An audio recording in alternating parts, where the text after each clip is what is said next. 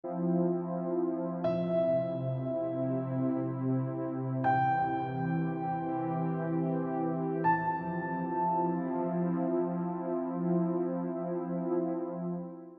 noite a todos. Sejam bem-vindos. Que a paz de nosso Mestre nos abrace e nos envolva. Que possamos sempre ter o coração em paz, pela fé, pela esperança e pelo amor em Jesus Cristo, sobretudo pelo amor a nosso Pai maior. O tema de hoje é Não vos canseis pelo ouro. Encontramos esse tema no livro Evangelho segundo o Espiritismo, capítulo 25, itens 9 a 11. O capítulo 25 do Evangelho é aquele Pedi e obtereis. E nós vamos ver que Allan Kardec, para desenvolver o tema, buscou novamente inspiração a um texto do Novo Testamento. E ele pegou um texto de Mateus, o texto capítulo 10, versículos 9 a 15. E nós vamos fazer como Kardec, vamos ler o texto, porque todo o desenvolvimento que Kardec fez é em cima justamente daquilo que Jesus mostra, ou ele fala no texto. Não possuais ouro nem prata, nem levai dinheiro nas vossas cintas, nem alforje para o caminho, nem 2 túnicas, nem calçado, nem bordão, porque digno é o trabalhador do seu alimento. No segundo texto, e em qualquer cidade ou aldeia que entrardes, informai-vos de quem é nela digno, e ficai ali até que vos retireis. E ao entrardes na casa, saudai-a, dizendo, paz seja nesta casa.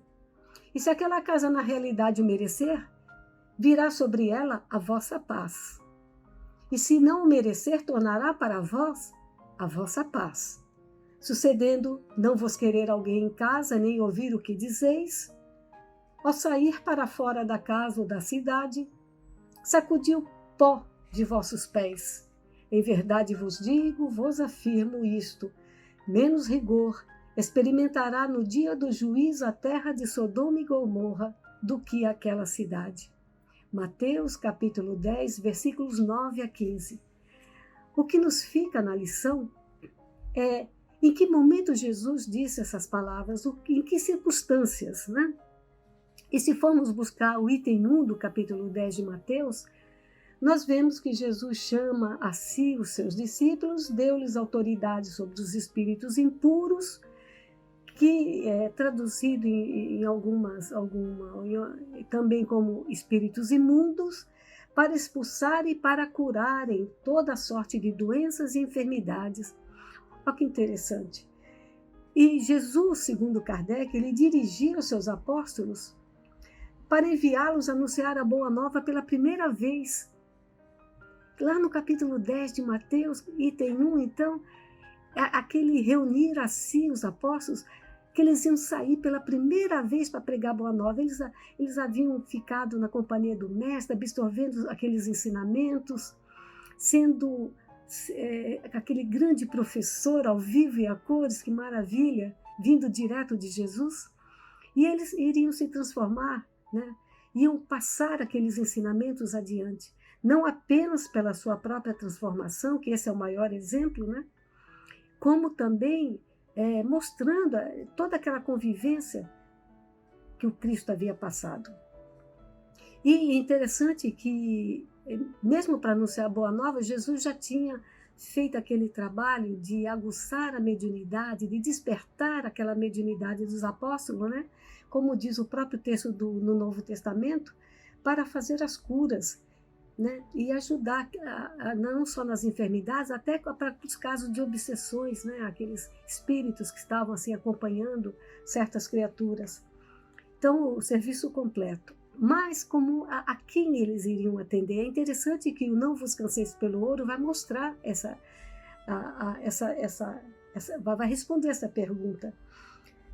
Uma coisa que Kardec destaca é que é o seguinte: se para o nosso tempo, pela nossa modernidade, essa instrução de, olha, não leva isso, não leva aquilo, que Jesus está instruindo os apóstolos, não tem sentido algum.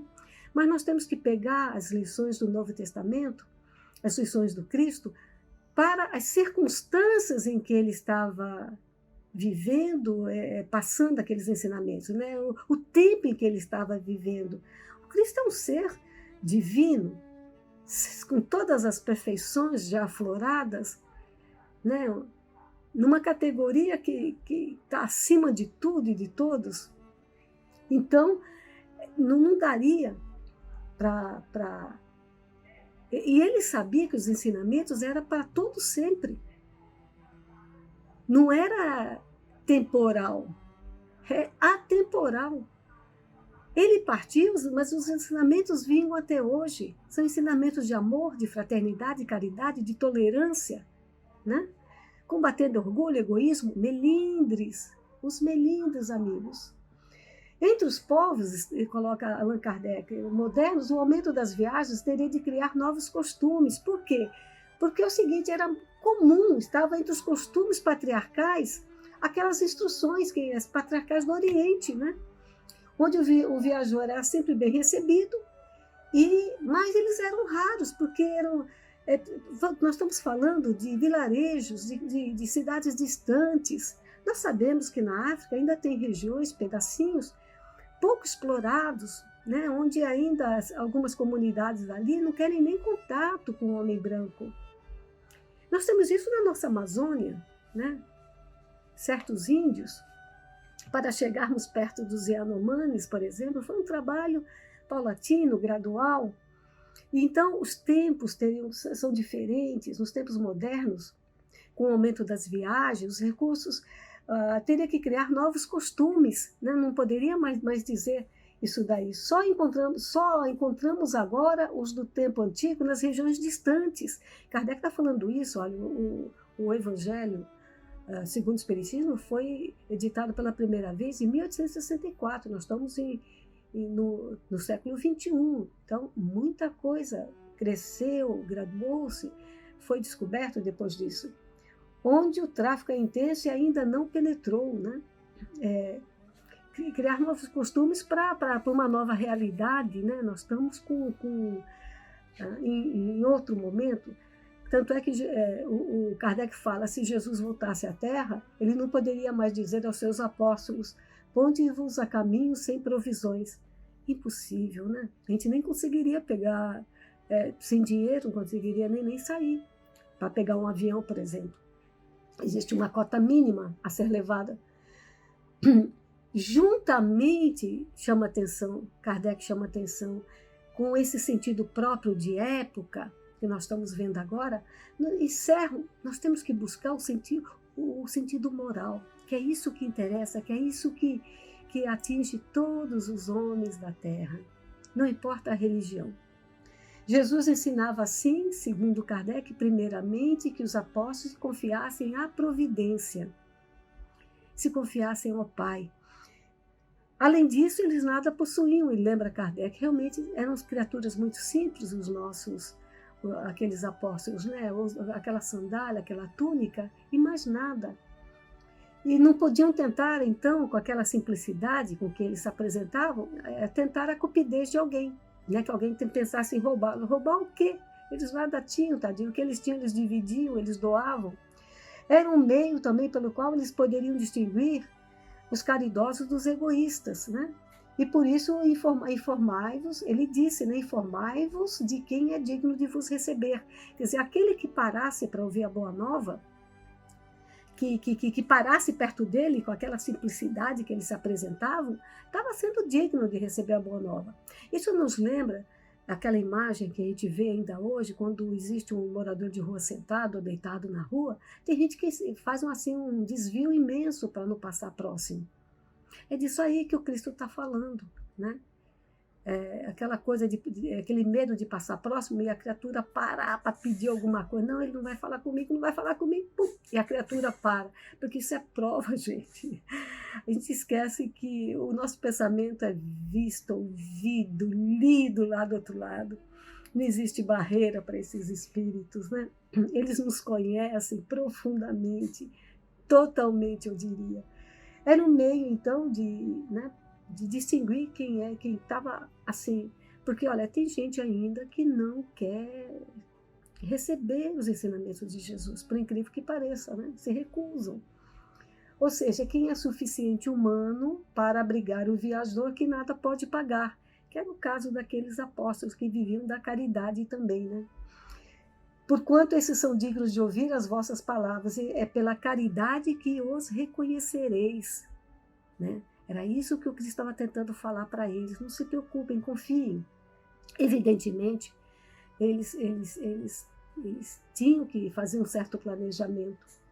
Quanto aos que nem sequer os quisessem receber nem ouvir, recomendou, por acaso, pergunta Kardec, recomendou que fossem amaldiçoados, aquele que não quisesse ouvir? Não, Jesus não recomendou isso, né? Ele recomendou que se impusesse a eles, quer dizer, olha, mas mesmo assim eu vou falar o que esse Cristo veio ensinar. Não, se a criatura não quer ouvir, não precisa falar, né? Eu usasse da violência também muito menos, né? Se teve alguém que não teve violência nenhuma, foi o Cristo, né? Veja lá quando Pilatos está fazendo o julgamento, ele totalmente manso, totalmente pacífico, não elevou a voz, nada. Tentou constranger? Também não. Tentou fazer a conversão à força? Também não. Mas o que ele pediu? Que se retirassem pura e simplesmente à procura de gente de boa vontade. Era isso que ele queria. Aqueles que, sabe, a prova estava difícil, quisesse parar para ver se havia alguma coisa além daquela realidade que eles estavam vivendo de sofrimento e prova. Assim também, coloca Kardec, é o espiritismo, né? Não violenteis nenhuma consciência, pede o codificador. Não tem como tentar obrigar alguém a se tornar espírita. Não forceis ninguém a deixar sua crença pela vossa. E é isso. A doutrina espírita, ela tem que cair no coração. Ela tem que estimular a razão. Sabe, a razão e coração. O espiritismo não vive sem esses dois elementos. Um ajuda o outro, né? Não lanceis anátema sobre os que não pensam como vós, diz Kardec. O que é anátema? Não adianta excomungar, não adianta amaldiçoar. O espiritismo não pede isso, pelo amor de Deus. O espiritismo é paz. O espiritismo é a doutrina do Cristo. Nada além do que a doutrina que Jesus veio trazer. Acolhei os que vos procurarem e deixarem em paz o que vos repelem. Ele falou isso, o nosso Cristo, para os apóstolos, e nós falamos também da questão da doutrina espírita. Lembrai-vos da palavra do Cristo, antigamente o céu era tomado pela violência. Nós temos no capítulo 5 uma expressão idêntica. Até agora o reino dos céus é tomado pela força. No capítulo 5 ele está falando daquela questão da violência da lei mosaica que ordenava o extermínio dos judeus. Então, no capítulo 25, antigamente o céu, que é o nosso capítulo de hoje, né? O céu era tomado pela violência. Nós podemos colocar aquele complemento, mas que hoje será pela caridade e pela doçura, que é a boa nova, que são os ensinamentos que o Cristo veio trazer. Né? Que são sobretudo aqueles dois mandamentos, amar a Deus acima de todas as coisas e ao próximo como a si mesmo. É uma forma de mostrar, né, a transição, a grande parte que a humanidade fez da lei mosaica para o Evangelho. O Cristo trouxe um código moral divino, né, calcado na caridade, calcado no amor, calcado no perdão. Por isso ele disse aos apóstolos, lá em Mateus 10, 16, eis que vos envio como ovelhas ao meio de lobos. Portanto, sede prudentes como as serpentes e simples como as pombas. E é isso aí, amigos. Nós estamos num mundo onde existem pessoas violentas ainda, onde existem pessoas que não querem saber das leis, mas nós temos que fazer a nossa parte, nós temos que confiar. Mesmo no momento difícil em que estamos, tenhamos fé, tenhamos esperança. Esperança. A esperança, ela só nasce no coração que ama Deus, no coração que ama Jesus. Senão ela não tem base. Tenhamos essa esperança, confiemos e acreditemos que tudo é prova, mas tudo passa. porque tudo evolui. Que Jesus nos abrace, que Jesus nos envolva e que esse Pai possa sempre cuidar de nós, pois precisamos muito dele. Muita paz a todos. Muita paz, amigos.